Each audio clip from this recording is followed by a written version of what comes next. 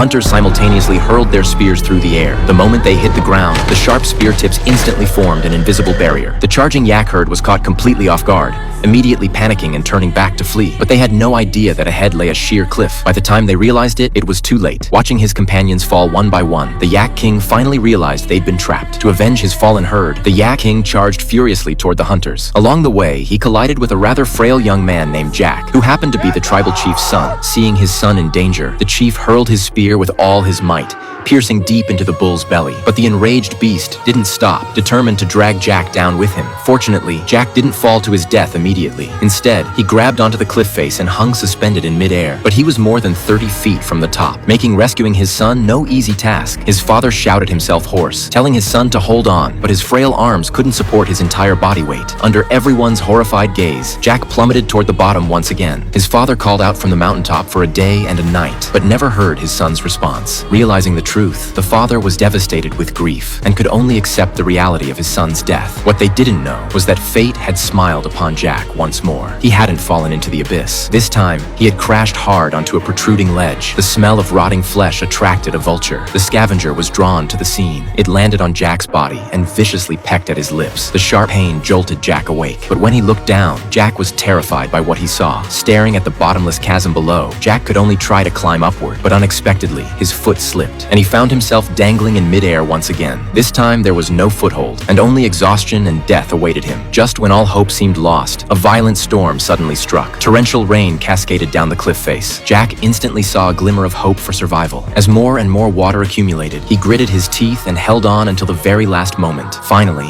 when his strength was completely drained, Jack suddenly let go.